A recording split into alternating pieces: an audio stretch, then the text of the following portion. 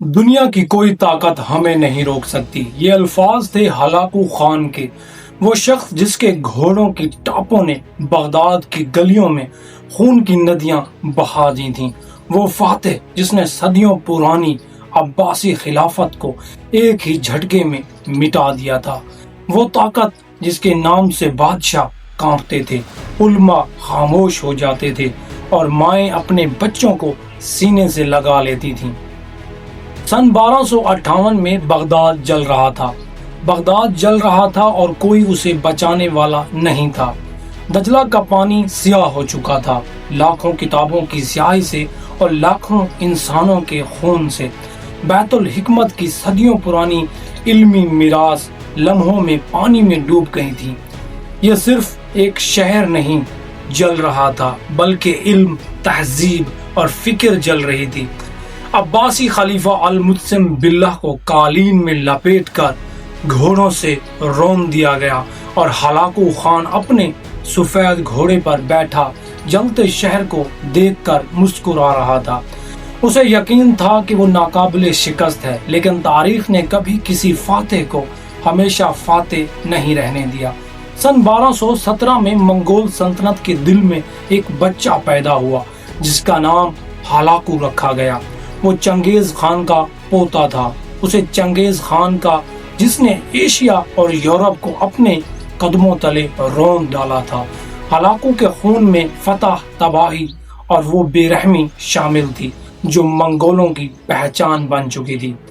اس کی ماں سرغوتانی بیگی ایک ذہین اور با اثر خاتون تھی جس نے اپنے بیٹوں کو طاقت کی سیاست سکھائی۔ اس کی بیوی دوکوز خاتون بھی عیسائی تھی جو اکثر اسے مسلمانوں کے خلاف اکساتی رہتی تھی۔ ہلاکو نہ مسلمان تھا، نہ عیسائی اور نہ بدھ مت کا پیروکار، وہ صرف طاقت کا پجاری تھا۔ سن 1255 میں اس کے بڑے بھائی منگے خان نے اسے ایک عظیم مہم پر روانہ کیا۔ حکم صرف ایک تھا، مغرب کو فتح کرو۔ ہلاکو 1.5 لاکھ فوج کے ساتھ نکلا، اب ایک ایسی فوج جس کے گزرنے سے زمین کانپ اٹھتی تھی۔ سب سے پہلے اس نے حشاشین کے قلعے فتح کیے، وہ قلعہ الموت جو صدیوں سے ناقابل تسخیر سمجھا جاتا تھا، اسے بھی اس نے مٹا دیا۔ اس کے بعد اس کا رخ بغداد کی طرف ہوا جو اسلامی دنیا کا دل تھا، علم اور تہذیب کا مرکز تھا۔ فروری 1258 میں بغداد پر حملہ ہوا اور 40 دن تک قتل عام جاری رہا۔ اندازوں کے مطابق لاکھوں لوگ مارے گئے، اتنے کہ گنتی بھی مشکل ہو گئی۔ بغداد کے بعد ہلاکو رکا نہیں، اس کی فوج شام کی طرف بڑھی۔ 1259 میں حلب فتح ہوا اور دمشق نے بغیر لڑے ہتھیار ڈال دیے۔ صلیبی ریاستیں بھی اس کے سامنے جھک گئیں کیونکہ انہیں لگا کہ یہ ان کا اتحادی ہے۔ اب اس کا اگلا ہدف مصر تھا۔ مصر اگر گر جاتا تو اسلامی دنیا کا آخری مضبوط قلعہ بھی ختم ہو جاتا، لیکن اسی لمحے تاریخ نے ایک ایسا موڑ لیا جس نے سب کچھ بدل دیا۔ 1259 کے آخر میں خبر آئی کہ منگے خان مر گیا ہے۔ منگول روایت کے مطابق تمام بڑے سرداروں کو واپس جانا تھا، ضروری تھا۔ ہلاکو کو رکنا پڑا اور اس نے اپنی فوج کا بڑا حصہ واپس بلا لیا، صرف ایک چھوٹا دستہ چھوڑ کر جس کی قیادت اس کے جنرل قطبغہ کے پاس تھی۔ یہی وہ لمحہ تھا جس کا مسلمانوں کو بے صبری سے انتظار تھا۔ مصر کے سلطان سیف الدین قطز نے فیصلہ کیا کہ اگر اب نہ لڑے تو کبھی نہیں لڑ سکیں گے۔ 1260 میں عین جالوت کا مارکا ہوا، ایک ایسا مارکا جس نے منگولوں کی ناقابل شکست ہونے کی داستان کو ہمیشہ کے لیے ختم کر دیا۔ قطبغہ کی فوج تباہ ہو گئی اور پہلی بار منگول میدان جنگ میں ہار گئے۔ اس شکست کے بعد ہلاکو کی سلطنت اندر سے کمزور ہونے لگی۔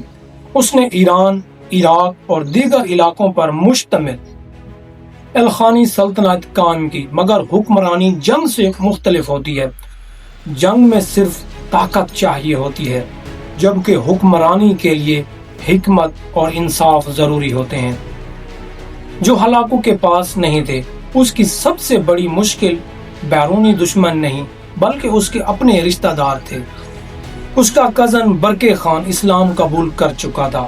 جب اسے بغداد کی تباہی کا علم ہوا تو اس نے اعلان کیا کہ وہ ہلاکو سے بدلہ لے گا، چاہے اس کا رشتہ دار ہی کیوں نہ ہو۔ یوں منگول آپس میں لڑنے لگے۔ 1262 سے 1265 تک لڑائیاں جاری رہیں، اور یہی وہ دراڑ تھی جس نے عظیم منگول سلطنت کو توڑ دیا۔ ہلاکو ایک عجیب حالت میں تھا۔ وہ جانتا تھا کہ اس کی فوج ہار چکی ہے، وہ جانتا تھا کہ اس کے خلاف بغاوت ہو رہی ہے، مگر اس کے پاس کوئی حل نہیں تھا، کیونکہ اس نے زندگی میں صرف تباہی سیکھی تھی، تعمیر نہیں۔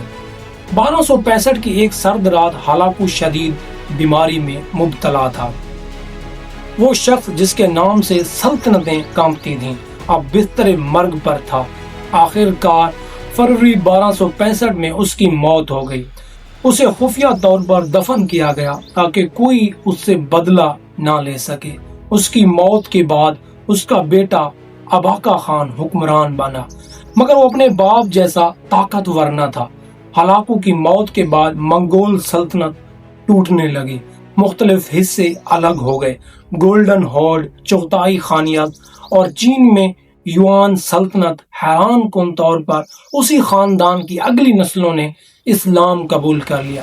ہلاکو کا پوتا غزن خان مسلمان ہو گیا اور اس نے اسلام کو سرکاری مذہب قرار دے دیا۔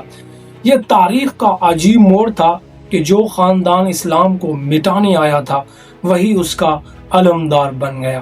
ہلاکو نے بغداد کو جلایا، علم کو تباہ کیا، مگر وہ اسلام کو ختم نہ کر سکا۔ آج ہلاکو کا نام ظلم کی علامت ہے، جبکہ بغداد کی علمی وراثت عزت کے ساتھ یاد کی جاتی ہے۔